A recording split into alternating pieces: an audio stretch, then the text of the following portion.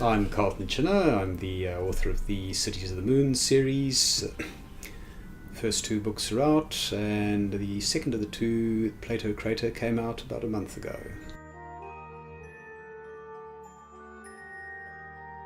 The Samford Writers Group asked for us to write a 1,500-word short story based around a Byronian character, and Byronian heroes are the sort of dark, tragic characters of fiction, as your vampires and your Heathcliffs and people like that. And I came up with this character who had to go to the moon to scatter his brother's ashes. And then the story just wouldn't let me go.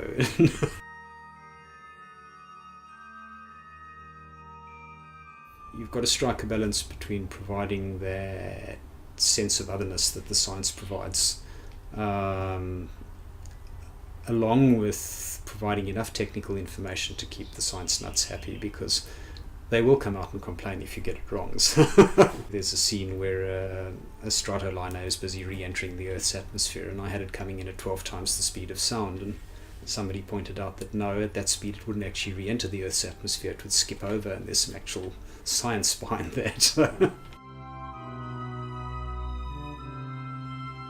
Oh, it picked me.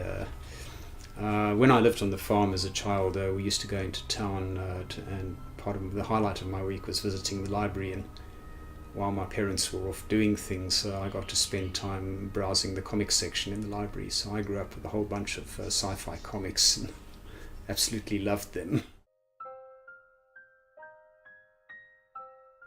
I grew up on a fairly remote farm in South Africa, in amongst the Xhosa community there. And the old Xhosa ladies are people that tell continual stories to the kids. It's one of the ways of passing on generational knowledge. And having spent a lot of time in South Africa and done one or two interesting things here, like a lot of scuba diving, I've led a fairly adventurous life in the younger part of my life, and I think that's translated quite well into writing.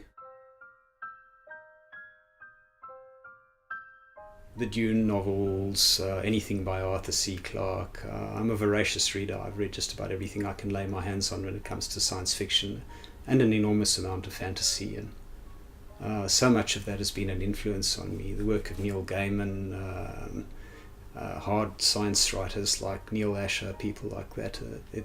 Such a wide range of people that have influenced me.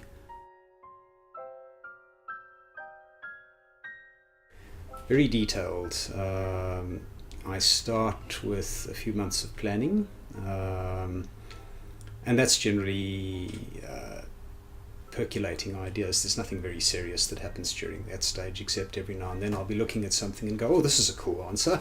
Let me write that down. And eventually I build up enough of a body of work to start thinking about the story itself.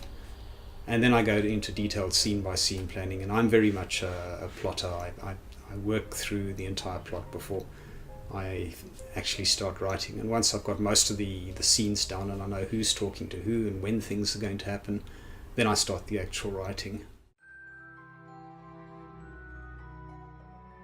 I prefer character-driven fiction where characters have depth and meaning and are pushing for something that is a not readily understandable goal to the reader initially, and something that becomes clear through the characters' actions as they progress. I use a fairly detailed character design map that I've put together over the years, which talks about things like their mannerisms, their history, the kind of things they would say, their beliefs, and then I use some tools from psychology like the Enneagram and the Myers-Briggs profile, which I take a random sample from, which then further fills out that character in certain ways. Characters tend to develop a life of their own, and you have a plan for them. And yeah, as I said, I'm a plotter. I plot stories in as much detail as I can, but characters go off and do their own things, and once they've developed in your head, they become real living people, and they do what they want to do, and it's not necessarily where you'd planned for them to go. Which is very frustrating when you're in the middle of writing something.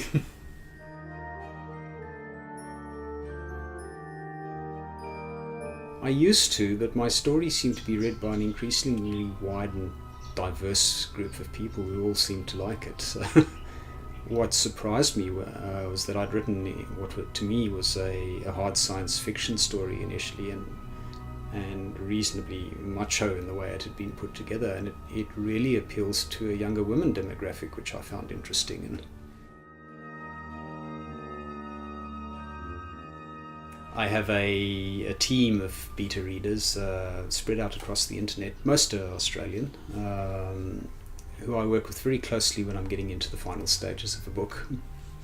And they're all fellow authors who provide very keen insights into the kind of story I'm producing. Probably to take it slower, don't rush. I was so anxious to get my first novel out, and there's so much more that story and the stories that followed it in the series could be. So to me, it's important to actually just slow down and take the time to develop the story properly.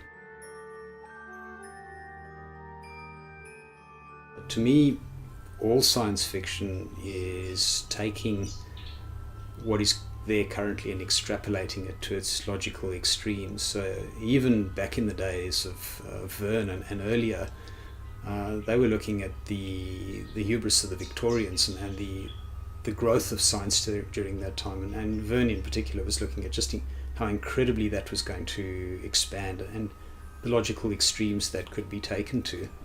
And if you extrapolate that across a number of other writers, you end up finding that a lot of them have done exactly the same thing. They've taken what was there and just taken it the extra step or two. In particular, The Martian is a brilliant example of hard science fiction, because Andy Weir did a lot of work researching the technology that would be required for somebody to stay alive in the scenarios that he creates. And I'm very heartened to see that, because hard science fiction is the ugly child of science fiction. It's not as popular as the softer versions, but the fact that stories like that have become popular is very heartening to me.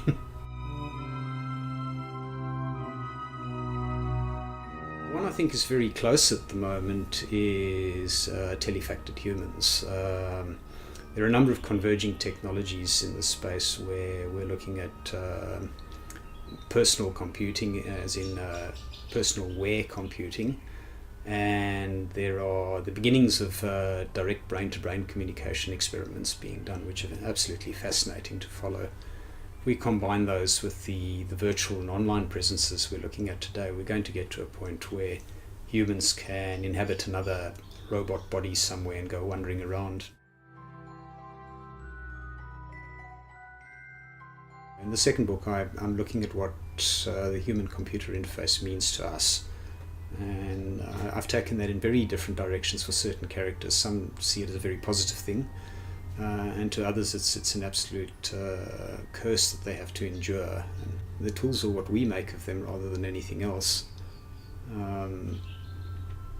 Computers can be used for good, they can also be used for all kinds of evil, and new technology is not going to be any different.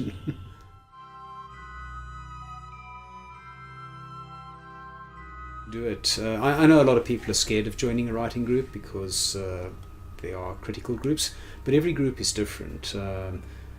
Here on the north side of Brisbane, we have the Brisbane Writers Group Convention once a year, and something like 20 writers groups all turn up at the same time, and they are very different groups. They range from groups that really do critical analysis on each other's work through to friendly groups that just chat and support one another.